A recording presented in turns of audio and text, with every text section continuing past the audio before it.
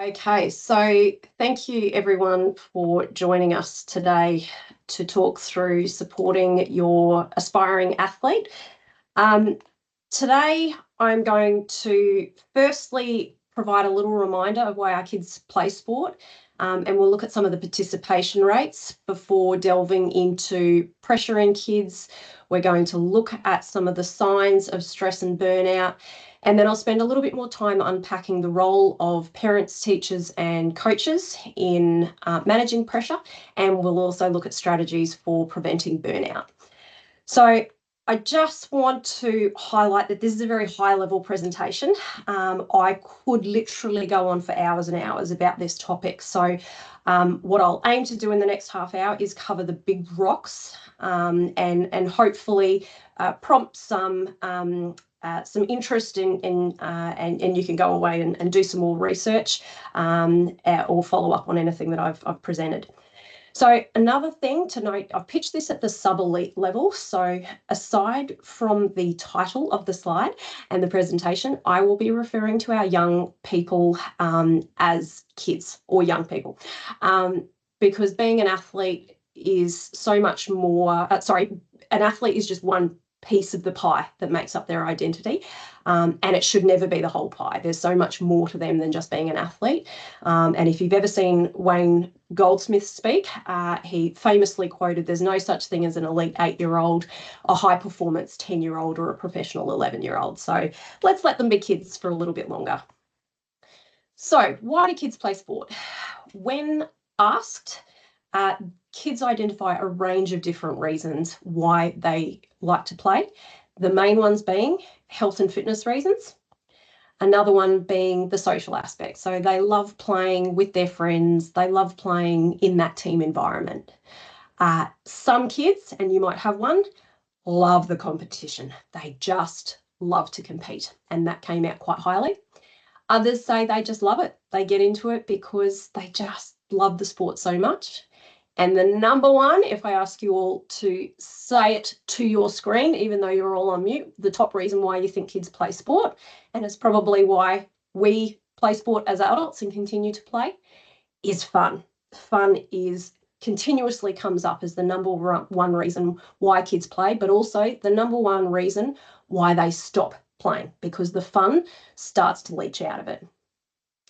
So this graph is from data obtained from the AusPlay on the ASC website. And right at the end, Christian will drop all of these resources into the chat so that you can follow up if you'd like to. So this graph presents the participation in organised sports in Australia. So down the bottom, we've got the age range. As you can see, 5 to 8, 9 to 11, 12-ish, it's holding pretty steady. And then after that 12 to 14 age range, it starts to significantly drop off. Now, there's any number of reasons why participation starts to drop. You know, organised sport can be really expensive to participate in. There could be schoolwork that takes priority, or kids might start working. But what else happens around that age? Generally around that 12 to 14 age is when the rep sport starts to ramp up, and the time commitment and the demands and the pressure, all of those things start to increase. And some of these reasons over here that we highlighted that were so important for them, the fun aspect, they love it playing with friends. Well, unless their friends are at that same level, they might be put in different teams, or their friends might not make that team. So, and we start to see this drop off here. So understanding some of that pressure, I've heard people say, oh, what does a 10-year-old or an 11-year-old or 12-year-old possibly have to feel stressed or pressure about? And there are lots of sources of pressure for our kids. The performance expectations is one. So this might be things that they put on themselves. I scored 4 tries in this game, and I want to keep making sure that I score 4 tries. And if they don't, they can lose a little bit of that confidence. Sometimes, whether we intend it or not, the pressure and the expectation can come from us. So we might be giving them a little reminder, remember, you need to do this for this game, or don't forget to do this, or the coach giving the pep talk, I need everyone to give 100%, or whatever that might be. can just put that pressure on their shoulders. Comparing themselves to others. I'm not as fast as that person. I've got a 9-year-old who has just entered the world of representative basketball. And every night for a few months, she would go to bed wishing and hoping that she would wake up about 6 inches taller the next day. In competition with others. So in team sports, it could be vying for the same position within that team. In individual sports, they might only take the top 1 or 2 in track and field or whatever that individual sport is to take it to that next level.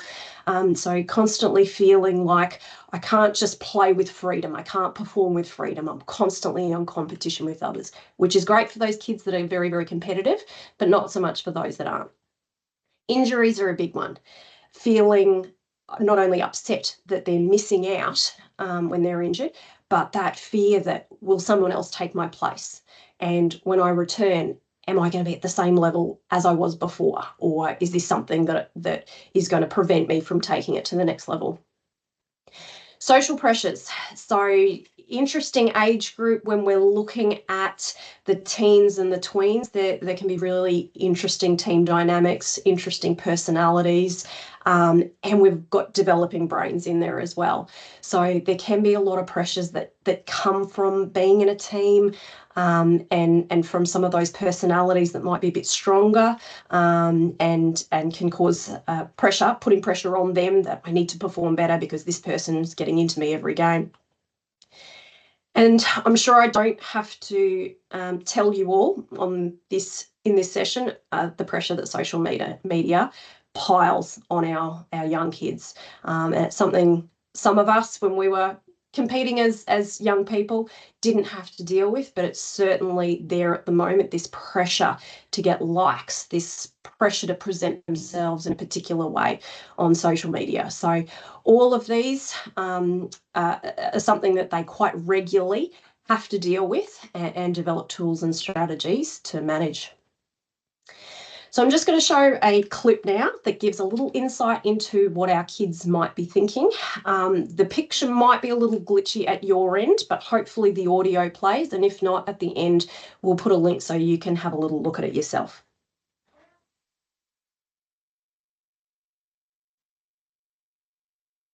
I prefer that my parents, if I play bad, don't say anything. And if I play well, it doesn't really matter if they compliment me on how I play. I just I don't know, I prefer my parents to, not talk as much. I can hear them cheering me on, and I'm thinking in my head, just shut it, I'm trying to focus. My mom yells in Spanish. Go, go, go! My mom usually says, use the backboard. You should use the backboard. I get angry because it annoys me. I'm kind of embarrassed. She tells me to get in the position that my coach told me not to get in. I'm like, well, no. And then she's like, get in your position. I'm like, no. I get a little tense when I have a certain score to get, and she's like, you gotta get that whatever score. And I'm like, ah.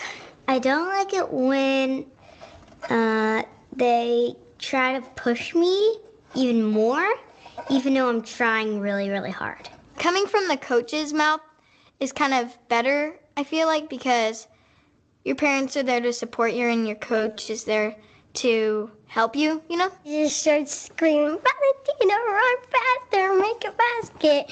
But I just start going slower every time when she says that.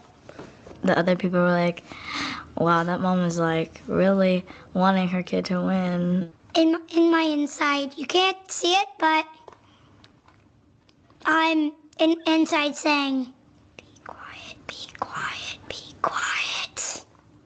Sometimes I just look into space. I try to listen to them and then do what they say to so they don't start yelling again.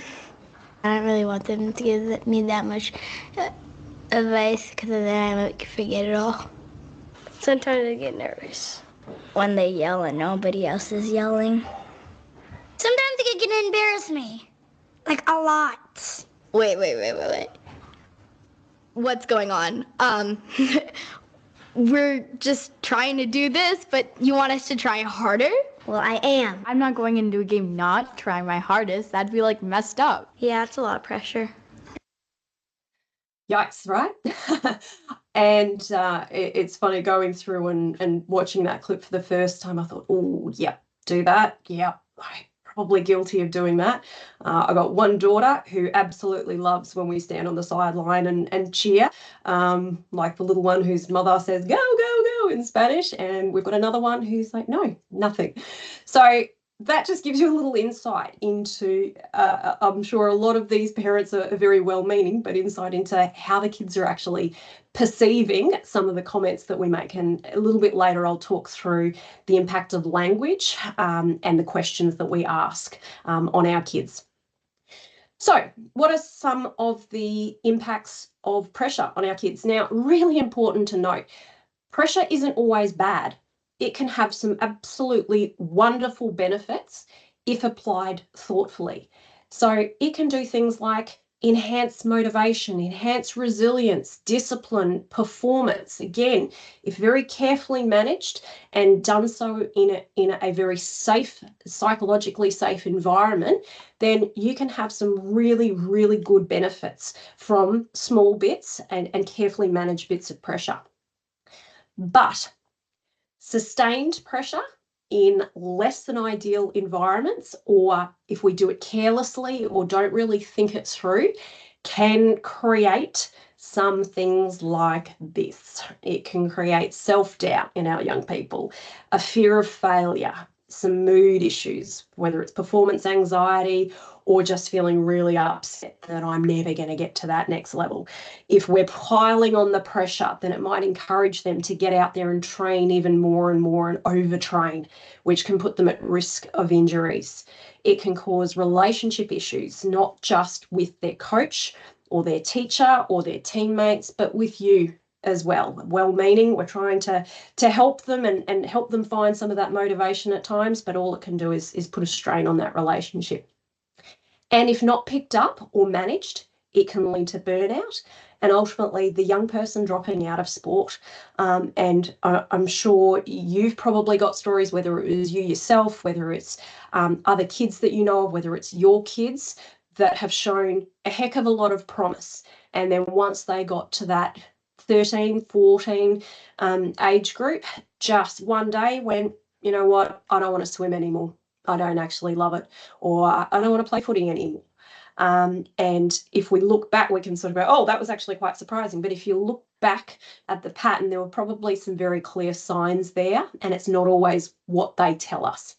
And I'll talk through this in a sec. So what are those signs of stress? It's really important that we look at what the child or young person is trying to communicate, because we will often take them at face value. So if we say, how is everything going? And they say, good, then we'll go, oh, okay, everything's good. But sometimes we need to read between those lines and look at what they're not saying. So that mysterious headache that's only popping up on training days, or the sore ankle that presents on game day, that the doctor, you've taken them to the doctor, you've had scans, they can't find anything, perhaps that's a sign of something else. Now, it's not always, I'm not suggesting that it's always going to be a sign of stress or pressure or anxiety, but sometimes it can be. And particularly if there's a bit of a pattern and if it's unusual for your child or young person. So I've broken down some of the signs of stress into physical, emotional, and behavioural. What are the physical signs of stress? You might start to see these things. These could be the things that are a bit more overt. So they're just tired all the time. They might start to get actual injuries or coming down with illnesses all the time. You might start to see a decline in performance or a change in appetite. They might want to eat more, or some will lose their appetite. They could also suffer from sleep disturbances. So they might not be able to sleep, or they might be sleeping too much to compensate for the fatigue. And they can also start to show things like sleepwalking or sleep talking, or nightmares as well. And that indicate that perhaps we're entering a period of stress here. Emotionally, the things that can happen is you might have a kid that ordinarily is the first out the door, doesn't need to be told, grab your stuff, we're going to training. They might all of a sudden just completely lose their motivation. You might start to see mood swings. They might get a little bit cranky and irritable. Performance anxiety might start to creep in, teariness, sadness as well. And then behaviourally, they might start to withdraw from you, from their teammates, from the sport, complete loss of interest or enjoyment in that sport, don't want to watch it on TV anymore, no, just not interested whatsoever. And they might start to come up with excuses to try to avoid training. So again, some of these things it don't need to be at panic stations. It's just if you start to see a few of these and you start to notice a bit of a pattern and it's unusual for your child or young person, then it might be an indication that they're starting to feel more pressure and might need to intervene at that point in time before it gets too bad.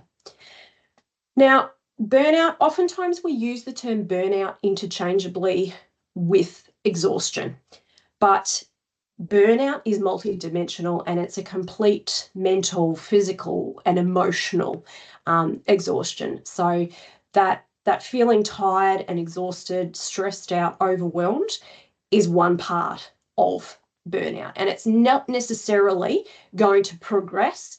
And the earlier we catch it, and if we identify it there, we might catch it before it leads to burnout. So another layer when it comes to burnout is the cynicism. So I'm stressed out, I'm overwhelmed, and now I'm starting to get cranky and disgruntled. So I might start to have a little bit of a whinge about the coach. I might start to have a whinge about my teammates or the way the organisation is run.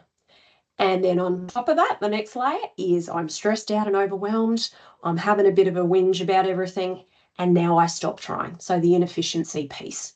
So all of those three things together are the ingredients for burnout. Now, like I said before, not all tiredness, exhaustion will lead to burnout. Not all pressure will lead to burnout. The earlier that we can catch it and identify it and help our young people put some strategies in place, the less likely it is that it's going to progress through to burnout. So, what is the role of parents, teachers, coaches in managing pressure? Initially, I had teased this out. So I had sort of some strategies for parents, some strategies for teacher, and then for coaches. But basically, they're one and the same. It's just done in different environments. But all of us, whether you are just parent, whether you're a parent coach, parent teacher, teacher or coach, we've all got a really, really important role in supporting our kids manage pressure. So the first thing that we can do is help promote a growth mindset. And this isn't just in our kids. It's important for us to role model this growth mindset. If anyone has done some research in this area, you'll know it's come out of research done by Carol Dweck, looking at the two mindsets, fixed versus growth, and the attributes of both. And then she's gone on and looked at then the effects on performance. So as part of her research, one thing that came out very, very clearly is the importance of praising effort and development over winning versus talent. So I want you to think about when you're talking to your young people, are you, after a game, are you saying things like, oh, well done, that was a great win? Or are you saying things like, I loved the effort that you put in there, or, hey, didn't win, but you did a PB. So it's really, really important. And I'd encourage you to go on Google Carol Dweck and look at some of the research that she's done, looking at, she's done more and more in sport, but even academic performance of kids and young people, and the issues that can start to present if we praise talent and praise winning and praise intellect over effort and development. Creating a psychologically safe environment. So a psych-safe environment is one where we feel included. We can speak up, we can try new things, we can make mistakes and take risks, And I'm sure all of you on this session have been in environments, work environments or sport environments, where it's been very psychologically safe, and you know then what follows in terms of your effort and your performance, versus environments where you don't feel included, you don't feel safe to speak up, you certainly don't feel safe to take risks, try things and make mistakes because there's somebody there waiting in the wings to come down on you like a ton of bricks. And it really impacts on performance. And this is really important, whether we're talking about home, whether we're talking about in the classroom or in the PE class or on the footy field. We do have a really important role to play in making sure that people do feel valued, they feel included, they do feel safe to raise things, try things and make mistakes. With the environment as well, it is important that we try to think like a child, not an adult. Oftentimes we apply adult logic and adult rules to under 10 kids footy or under 10 kids basketball or whatever the sport is. Kids aren't miniature adults. Their brains, their emotions, their bodies, their decision-making abilities all function very, very differently. And so we've got to try not to continuously apply an adult lens to kids' sport, which will present issues. We need environments that are tailored to their developmental needs. Reinforcing intrinsic motivation over extrinsic rewards. Now, if you've got a child who is motivated by some extrinsic rewards, they do like a trophy, that's not necessarily, time to sound the alarm. But if you've got a child who doesn't particularly like sports, doesn't particularly want to participate, but they are purely doing it for the trophies and for the medals and all the extrinsic things, you're paying them. Hopefully nobody is paying their child when they do well, then it might be time that we hit the pause button and go back and look at intrinsically, do they have motivation to rock up to training? What does that look like? Are they there because they want to master a skill, or they just love the sport so much and they just want to see how far they can take it? So we really need to be looking at and reinforcing when they start to show some of that intrinsic motivation over, can't wait to the competition next week because I want to smash everyone and I'm going to take home that trophy. Offering emotional support without solving all their problems. Now, we're parents, we're teachers, we're coaches. We like to fix things for our young people, but it's really important that we can offer emotional support without swooping in and telling them exactly what they have to do. So help them be a bit more solution focused. So, all right, you're having a problem with this coach or a teammate. Okay, what might you say to them? How could we deal with this? How might you go about that? So you're encouraging them not to get bogged down in the problem. You're encouraging them to be solution focused, but you're also empowering them a little bit. And if need be, if you do have to step in, because sometimes things might happen, it's like, okay, yes, this is not something my child can deal with, then that's absolutely fine. But just try to offer them that support first and unpacking it with them without fixing the problem for them, because they're not learning a lot from that. Constructive feedback versus criticism. Now, this is where language becomes so critical and so crucial, and thinking about the language we use. And when we're in the car ride home or at home after a game, when we're talking to them about the missed layups or the missing the start, is there anything constructive that they can actually use from that, or is that criticism? So again, we've just got to teach, and sometimes there's a very fine line. And so that's where using that sandwich method, so the putting the negative in between the two positives can become important, so that our kids don't start to lose confidence and self-belief and start to doubt themselves. Other things, there's a big long list and I could go on and on and on. Recognizing and celebrating effort, not just results. So this goes back to the growth mindset. Your kid isn't going to get 6 tries every game. They're not going to score 15 points every game. They're not going to do a PB every game. You know it. They probably know it as well. We just need to reinforce that wow, you worked so hard and you did a PB today. You didn't come away with the win, but you did a PB. That's the important part, is not focusing on the winning aspect. It's focusing on you worked your little butt off and you came away with a personal best, and that is amazing. Teaching coping strategies for setbacks. So there are a stack of things which I won't get too much into, but things like normalizing the ups and downs, teaching them to be solution focused, teaching them process goal setting, modeling resilience. So them seeing you be resilient when you face setbacks. And a big one, avoid pointing fingers. If things don't go well, we really want to avoid that. Oh, that was the coach's fault for not putting you on, or that was your teammate's fault for not passing you the ball, or that was the umpire's calls. We really want to get away from doing that and teach them a little bit of accountability. Helping them develop self-reflection skills. Very, very simply, in the car ride home or when they get home, ask them what they think they did well. That's a really, really good one. And the earlier we can start that self-reflection, the better. Fostering long-term enjoyment of the sport, emphasising fun. There's a really good paper by Amanda Visak looking at fun integration theory and children and adolescent sport participation, which I highly encourage all coaches and teachers to have a little look at. Again, there'll be the reference in the chat at the end, but it's really, really important and shows how fun is important regardless of what level. Even in professional sport, we should make sure that training, there is an element of fun in there, and it's a total myth that if athletes or young people are having fun, they're not working hard. Be on the lookout for signs of burnout and act accordingly.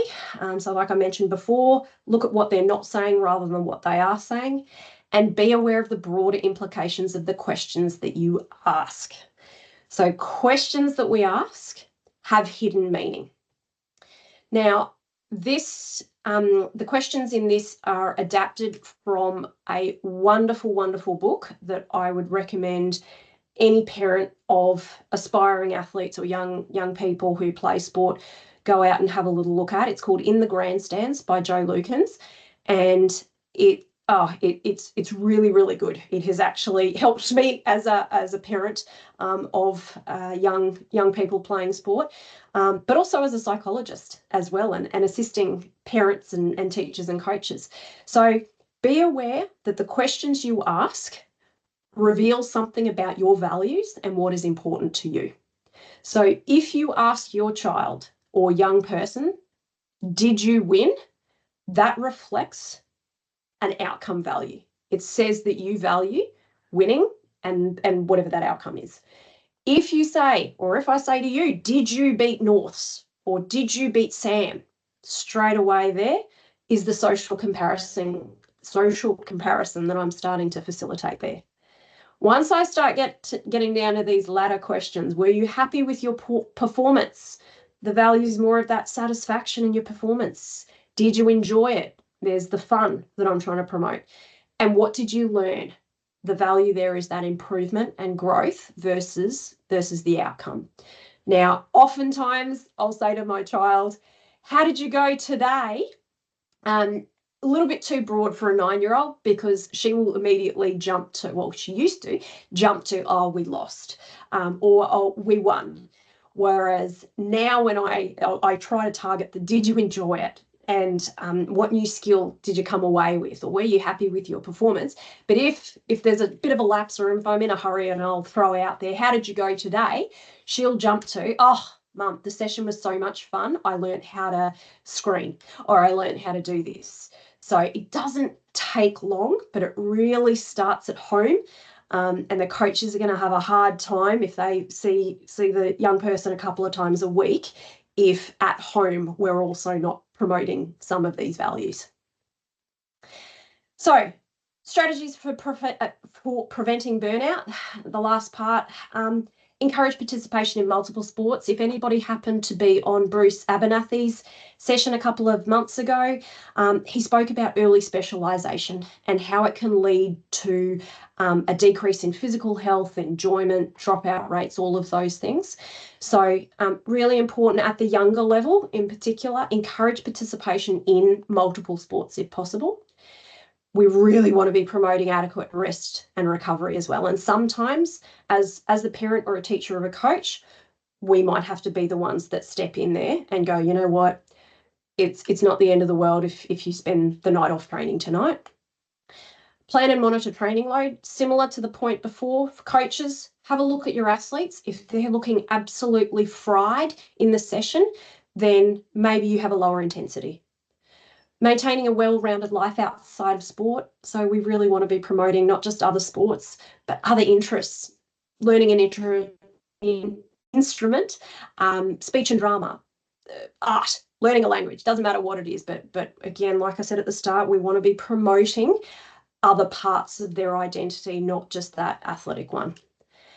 And having regular check-ins to help identify early warning signs. And if you have set up the environment well, then when you do have those check-ins, you're more likely to get an honest answer from the young person.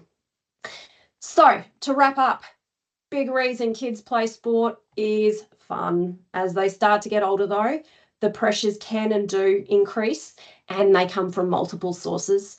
And as parents, teachers, coaches, we play such a critical role in supporting them and those sporting aspirations by understanding the sources of pressure and almost trying to protect them a little bit. But obviously we can't protect them from everything, but recognising stress and burnout, but then more importantly, not just solving it for them, helping them come up with and deploying those supportive strategies.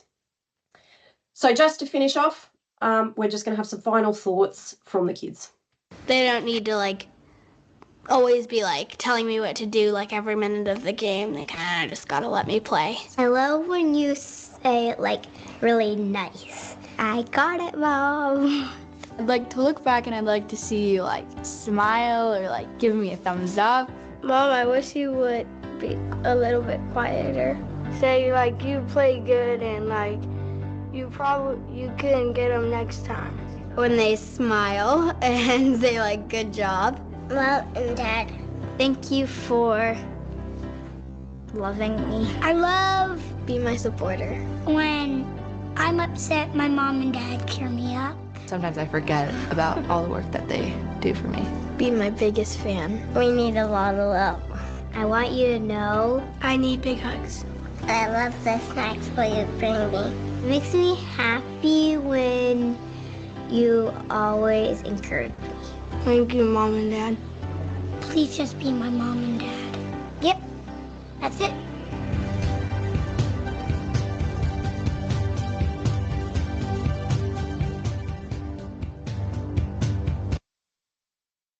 And I love to watch you play. What a great sentiment to give your kids in the car ride on the way home from their competition or their games. And those clips is from ilovetowatchyplay.com, which is on the screen there, and showing with permission. So if you want to rewatch it, if it was a little bit glitchy at your end, jump on over to their website and have a look, or Christian will drop the resources into the chat. And a lot of the things that I did mention there as well will be in the chat. So if you do want to do further research or look up any of the papers or anything like that, then I'd encourage you to do so.